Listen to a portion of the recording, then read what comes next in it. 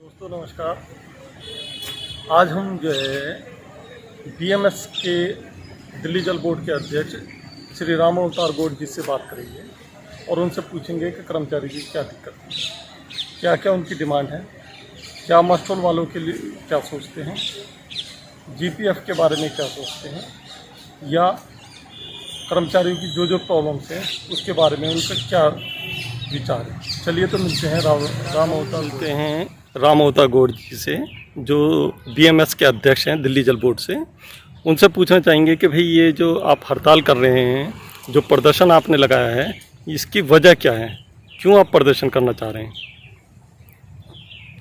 जी बताइए।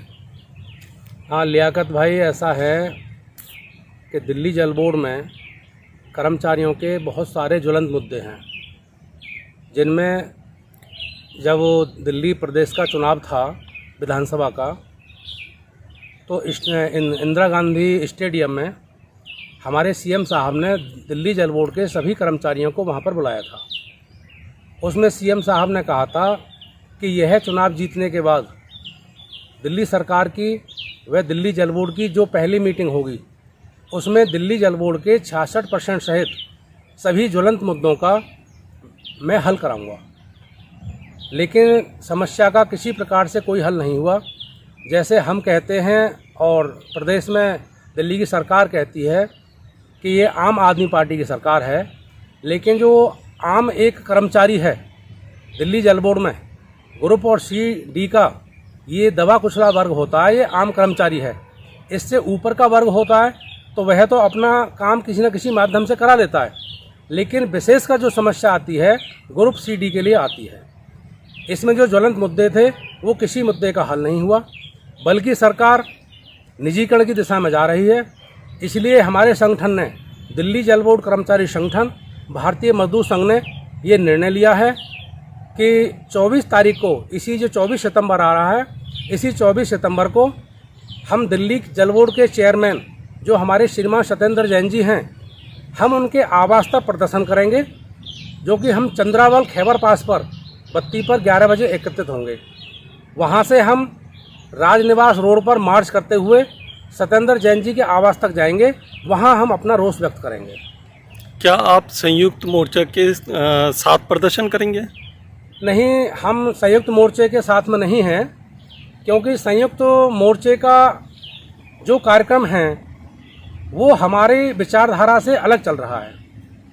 4 महीने पहले भी अभी संयुक्त मोर्चे व उनके कुछ साथियों के पोस्टर आए थे 4-5 महीने पहले, तब उन्होंने ये कहा था कि दिल्ली प्रशासन का बहुत धन्यवाद, दिल्ली के चेयरमैन साहब जल बोर्ड के जो सत्येंद्र जैन जी हैं उनका बहुत धन्यवाद कि हमारी सभी मांगें मान ली गई हैं, हमारी सभी समस्याएं हल हो गई हैं। तो या तो वो उस दिन झूठ बोल रहे थे कि मांगें नहीं मानी गई हैं, या वो आज झूठ बोल रहे हैं। तो इसलिए हमारे विचारों का मतभेद है जी।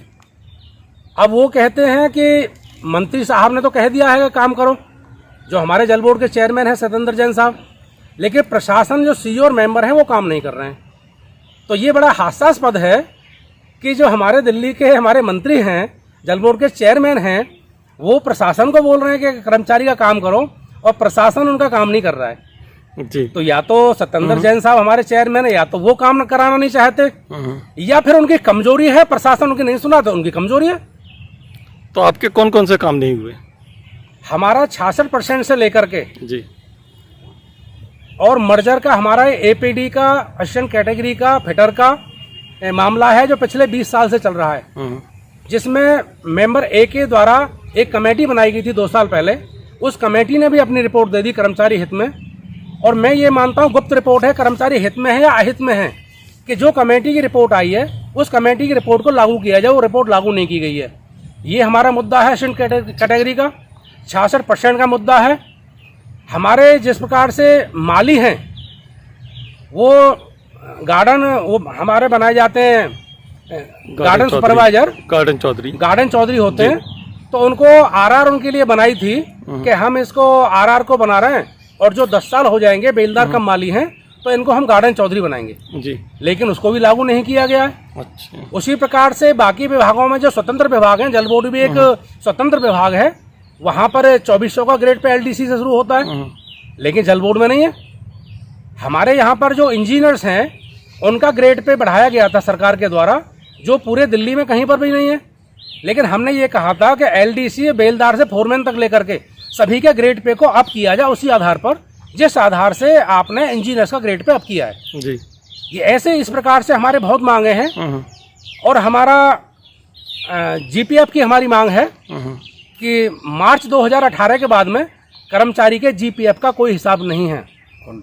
जिस कंपनी को ये काम दिया गया था वो कंपनी अपना जो उनका जमा होता है, सिक्योरिटी जमा होती है, उस सिक्योरिटी को भी निकाल के चली गई और उसने कंपनी ने कोई काम नहीं किया जी।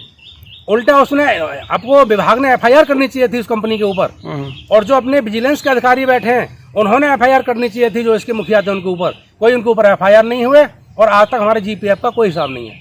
दूसरा जो जल बोर्ड का हमें कर्मचारी है उनकी अनेक ज्वलंत मुद्दे हैं और आगे आप जो पूछना चाहें उसके लिए हम तैयार हैं जवाब देने के लिए। आपकी नज़र में जल बोर्ड का कर्मचारी कौन है? लियाकत भाई, जल बोर्ड हमारा एक परिवार है। हाँ जी। इस परिवार में जो भी व्यक्ति कार्य करता है, चाहे वो मस्टोल कर्मचारी है, वो कॉन्ट्रैक्ट का कर्मचारी है, वो परमानेंट कर्मचारी है, वो सब हमारा परिवार है। अच्छा। जिस प्रकार से हमारे सीएम साहब ने ये वायदा किया था दिल्ली की जनता से कि जब मेरी सरकार बनेगी तो मैं विभाग के अंदर भर्ती करूंगा, कॉन्ट्रैक्ट कर्मचारियों को मैं रेगुलर करूंगा, तो वो सब हमारा परिवार है। हम चाहते हैं कि इनको जो 2016 से लगे हुए हैं उन सभी को पक्का किया जाए। 2018 के बाद में जो हमारे साथी एक्सपायर हुए हैं उनके परिजनों को भर्ती किया जाए। कंप्यूटर ऑपरेटर आदि जो कॉन्ट्रैक्टर सभी हमारे कर्मचारी साथी हैं उनको सभी को रेगुलर किया जाए, उनको जल बोर्ड के पैरोल पर लिया जाए। कर्मचारी की जो समस्या है वो मेडिकल बिल को लेकर या रिम्बर्समेंट को लेकर भी है, तो इस विषय में आप क्या कहना चाहते हैं? लियाकत भाई जी, रीएम्बर्समेंट में मेडिकल बिलों की बहुत बड़ी समस्या है, जिसके हम 2-3 वर्षों से प्रशासन से ये मांग कर रहे हैं कि जिस प्रकार से डिवीज़न का बजट 20 वर्ष पहले जिस डिवीज़न का बजट 1 करोड़ रुपए हुआ करता था, 1.5 करोड़ रुपए हुआ करता था, आज उस डिवीज़न का 15 से 20 करोड़ रुपए का बजट है। महंगाई को देखते हुए जो जिस दवाई का पत्ता 10 रुपए का आता था, आज वह 150 से 200 रुपए का आता है। तो जब कर्मचारी दवाई लेने के लिए जाता है तो 50,000 का उसका बिल उसके परिवार का कुछ ही 3-4 महीने में हो जाता है। उसके बाद में उसकी फाइलें एससी चीफ और मेंबर साहब के यहाँ पर घूमती रहती हैं, जिसमें कर्मचारी को बहुत विलम्ब से पैसे मिलते हैं, उसको 6-6 महीने हो जाता है। इसलिए हमारी प्रशासन से ये मांग है कि रीएम्बर्समेंट में जिस प्रकार से डिवीज़न का बजट बढ़ाया गया है पिछले वर्षों में, सब दवाइयों के रेट बढ़े हैं कई गुने, उसी प्रकार से 50,000 से बढ़ा करके इसको 5 लाख रुपये रीएम्बर्समेंट में किया जाए। और जो बड़ी बीमारियां हैं उनमें सभी में कैशलेस किया जाए। आजकल कंपनियां हैं, बाहर कंपनियां भी कैशलेस देती हैं और कई विभाग हैं वह कैशलेस सुविधा देते हैं, ताकि कर्मचारी को फाइलों को उठा करके धक्का ना खाना पड़े।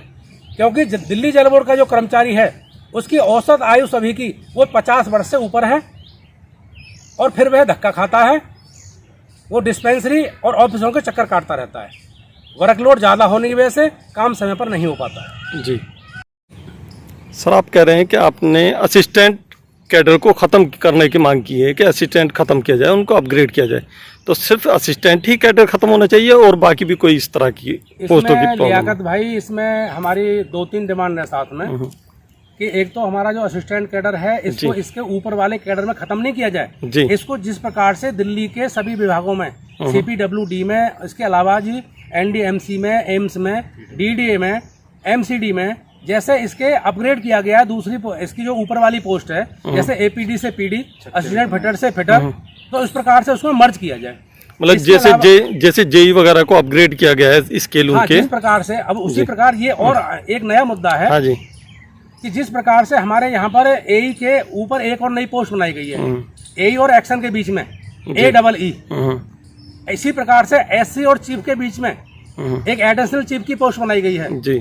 तो क्या हमारे ये जो ग्रुप C और D में इतने हमारे डिप्लोमा होल्डर हैं दिल्ली जल बोर्ड के अंदर, क्या इसका हमारी दिल्ली की सरकार, दिल्ली का प्रशासन उनका लाभ नहीं ले सकता? जो हमारे PD के पद पर कार्य कर रहे हैं, 2nd क्लास पद पर कार्य कर रहे हैं, शिफ्ट इंचार्ज, फोरमैन, वो डिप्लोमा होल्डर हैं, उनको 10 से 20 साल 25 साल का अनुभव है, तो प्रशासन उनका लाभ ले सकता है। प्रशासन पर कोई आर्थिक बोझ नहीं पड़ेगा। हम बाहर से जो कॉन्ट्रैक्ट पर जेई या हम दिल्ली सिलेक्शन बोर्ड से लेते हैं उनको अलग से हमने सैलरी देनी है विभाग ने, लेकिन ऑलरेडी जो हमारे यहाँ कर्मचारी काम कर रहे हैं हम उनको जेई की प्रमोशन दे करके जेई बना करके हम उनसे काम ले सकते हैं। बिल्कुल उसी प्रकार से हमने एएसआई बाहर से लिए, लेकिन दिल्ली जल बोर्ड में भी करीब 50 से 60 लड़के ऐसे हैं जिन पर एएसआई का डिप्लोमा है और वो उसमें काम करना सीवर विभाग में। बिल्कुल उनसे अच्छा अनुभव किसी को नहीं हो सकता, उनको भी वहाँ पर एएसआई बनाया जाए। उसी प्रकार से हमने जिस प्रकार से हमारी मांग है कि जिस प्रकार से दिल्ली जल बोर्ड का हमारा बढ़ा है, फैला हुआ है, किसी समय पर दिल्ली जल बोर्ड में 38,000 कर्मचारी थे और दिल्ली की जनसंख्या 40 लाख थी। आज दिल्ली जल बोर्ड में 15,000 कर्मचारी है लगभग और दिल्ली की जनसंख्या 2 करोड़ के समथिंग है। बिल्कुल। तो हमारे संसाधन बड़े हैं, हमारे बूस्टर पंप बड़े हैं, हमारे प्लांट बड़े हैं, तो बढ़े हुए कार्य के आधार पर हमारी प्रमोशन की जाए। मैं 28 साल पहले जल बोर्ड में एपीडी आया था और मैं आज भी एपीडी हूँ, 28 वर्ष हो गए हैं जी। तो हमने क्या पाया है? तो उसी प्रकार से हमारे सबकी जो निचले वाला कैडर है सी और डी का, उनको भी प्रमोशन किया जाए। ये सरकार हमारी इस बात को सुने, प्रशासन हमारा इस बात को हमारी को सुने।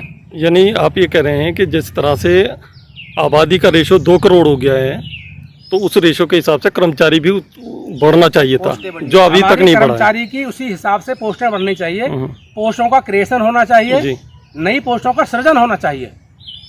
उसके लिए हमारे मेंबर वाटर साहब ने एक लेटर भी निकाला था कि जो हमारे दिल्ली में प्लांट बड़े हैं उस हिसाब से हमारी क्या रिक्वायरमेंट बनती है। लेकिन रिक्वायरमेंट तो लेते हैं, लेकिन उसको प्रशासन शासन के द्वारा लागू नहीं किया जाता है। अगर लागू किया हो गया होता तो मैं और मेरे साथी जो 20 से और 30 साल तक एपीडी लगे थे, असिस्टेंट पंप चालक, और वो एपीडी से रिटायर हो रहे हैं, बेलदार लगे थे बेलदार से रिटायर हो रहे हैं। ऐसा और किसी विभाग में सामान्यतः देखने को नहीं मिलता है। जी। आपके यहाँ पर जो मस्टोल पर सीजी ग्राउंड पर बच्चे लगे थे 2016 में, एलडीसी, बेलदार और पीसीएमआर, जो पता चला कि अभी तक रेगुलाइज नहीं हो रहे हैं, तो उस बारे में आप क्या क्या कहना है? हमें इस विषय पर बड़ा दुख है कि जिनके परिवार की रोजी रोटी चलेगी, कमाने वाला मुखिया चला गया, यूनियनों ने उसके लिए अथक प्रयास किया तो उनको मस्टोल पर रखा गया, और जो सरकार की पॉलिसी थी कि उनको 3 साल के बाद मस्टोल पर रखने के बाद हम उनको रेगुलर करेंगे, लेकिन 2016 से 2021 आ गया है, अभी तक उनको रेगुलर नहीं किया गया है। सरकार से, प्रशासन से हमारी बार हम अपना ये डिमांड देते हैं कि उनको रेगुलर किया जाए, और जो 2018 से अभी तक नहीं लिए गए और जो हमारे साथी एक्सपायर हुए हैं उनको भी तुरंत तत्काल उनको नौकरी दी जाए। जी। आप जो 24 तारीख को प्रदर्शन कर रहे हैं उसके उपलक्ष्य में कर्मचारी को क्या कहना चाहते हैं, कि क्या मैसेज देना चाहते हैं अपने? मैं सभी कर्मचारियों को ये मैसेज देना चाहता हूँ कि 24 तारीख को 11 बजे चंद्रावल खैबर पास पर वो अधिक से अधिक संख्या में पहुँचें, और जो हमारे जल बोर्ड के चेयरमैन हैं श्रीमान सत्येंद्र जैन साहब, उनके आवास तक हम चलेंगे। उनको हम ये बताना चाहते हैं कि कर्मचारियों में रोष है, सीधा ये जल बोर्ड का निजीकरण किया जा रहा है, हम उस निजीकरण का विरोध करते हैं। जिस प्रकार से सीएम साहब ने कहा था कि जल बोर्ड का हम निजीकरण नहीं करेंगे, और वो ये कह रहे हैं हम आज भी निजीकरण नहीं कर रहे हैं, लेकिन हमारा संगठन ये मानता है, यूनियन ये मानती है कि ये निजीकरण है। अगर सरकार निजीकरण नहीं कर रही है, फिर भी हम सरकार से ये कह रहे हैं कि जो कंपनियां इन्वाइट की जा रही हैं, 3 विभाग बनाए गए हैं, उसी तरह जैसे डेसू का पैटर्न था उसमें 3 विभाग बना करके कंपनियों को दिया गया था। यहाँ पर कंपनियां आ रही हैं, हम सरकार से कहना चाहते हैं, हम प्रशासन से विनती करना चाहते हैं, आपके माध्यम से हम इस सरकार से हमारा निवेदन है कि अगर आप उन कंपनियों को लेकर आ रहे हैं तो कम से कम कंपनियों से आप ये बात तय करें कि दिल्ली जल बोर्ड का जो कर्मचारी या तो रिटायर होकर के जा रहा है या वो बीआरएस ले, तो कंपनियां उनके जो ब्लड रिलेशन हैं उसमें से कम एक कर्मचारी को वो कंपनी के अंदर नियुक्ति दे। दूसरा, जो यहाँ पर कंपनियां आ रही हैं, कंपनियां अपना कार्य करें। कंपनियां आज भी जल बोर्ड में कार्य कर रही हैं, वो छोटे छोटे टुकड़ों में कार्य कर रही हैं। बड़ी कंपनी आएगी वो अलग से कार्य करेगी, तो हमें उससे दिक्कत नहीं है। हम तो फिर भी उनसे ये कहना चाहते हैं कि ये निजीकरण है और वो कंपनी से हमें कोई मतलब नहीं है, लेकिन हमारा दिल्ली सरकार से ये कहना है, हमारे चेयरमैन साहब से हम कहना चाहते हैं कि चेयरमैन साहब, जो जिस प्रकार से आपने वायदा किया था कि दिल्ली जल बोर्ड का निजीकरण नहीं करूँगा, तो जो दिल्ली जल बोर्ड में ये कर्मचारी है, इसको दिल्ली जल बोर्ड के ही पैरोल पर रखा जाए। आप किसी कंपनी से काम करा रहे हैं, हमें उसमें दिक्कत नहीं है, अगर आप कहते हैं निजीकरण नहीं है तो, लेकिन दिल्ली जल बोर्ड का कर्मचारी दिल्ली जल बोर्ड के पैरोल पर ही काम करे, किसी कंपनी के पैरोल पर ना दिया जाए उसको। बहुत अच्छा। और हमारी आपको शुभकामनाएं कि आपका जो डिमांड है और जो प्रदर्शन है वो सब सफल हो। आपका धन्यवाद।